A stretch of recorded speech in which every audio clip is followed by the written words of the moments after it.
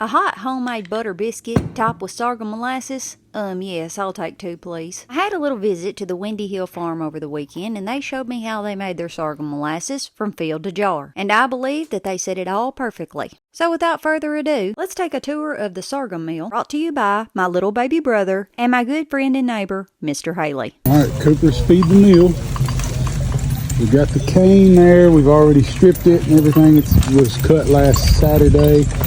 And you bring the cane over to it, and you feed it the big end in first, and it squeezes the juice out of the cane. You can see the juice coming up there where Lydia just walked up. And then we'll take the juice and we'll feed it to the preheat tank. But it's getting filtered like 6 times before it actually gets in the jar. 6 times? Mm-hmm. And then like all the stalks over there, they feed that, they call that fodder. Feed that to cows. Does it have to dry? No, you could squeeze it immediately, but like if you squeeze it immediately, it's going to have more water to it. So if it dries down, that's just less water you have to boil out of it. Go taste the juice. Oh, I'm gonna make me a biscuit.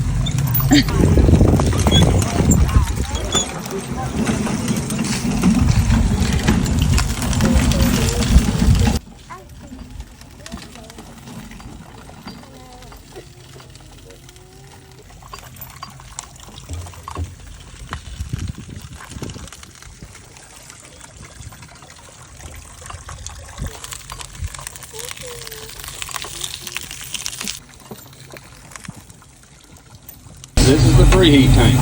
On the other side of that tank, there's 2 big pipes that comes out and a tube inside of that thing.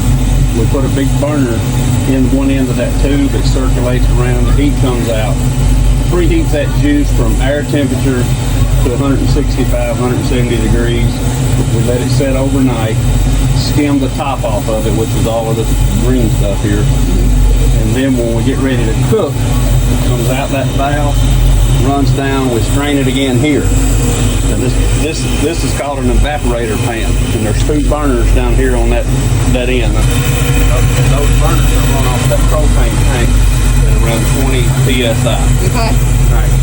When it comes in, the first two units here is more or less is a preheating stage. The cooking starts on the 3rd and the 4th grade here. Right, then we'll bring it to a boil there, and you can see the color change, how it's changing color. As it moves on down this pan, it continues to change colors and get hotter.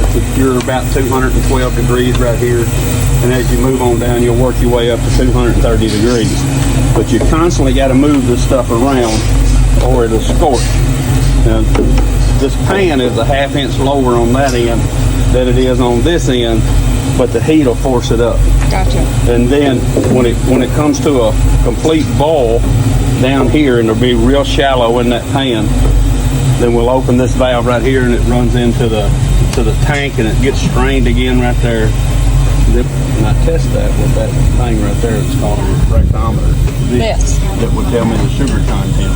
And I want that sugar content close to 80, and that's about what it's running. And I need that temperature about 230, 235. Then when it gets like that, then I start pulling it off. And as I pull it off, you got to put more on it, or you'll burn that pan on it. See how that hole is in that pan? If you don't keep something on that pan, it'll scorch. See, that's ready. You just pour to that valve, run it through there, and that's what finishes it. And then that's where, then they'll bottle it with that valve. They'll open that valve and run it in them jars. This is 230 degrees, so don't just let it flop on you. So don't get in the way. That's right. Because it's been sitting there. That's so neat. How come y'all turn them upside down? Somebody told him that if you do that, it makes that foam go to the bottom instead of being on top. Okay. Mr. Haley, his family, and friends ended up cooking sorghum for 17 hours straight. A lot of work and a lot of love goes into it, but today it sure made me thankful for people like them who are keeping an old tradition alive.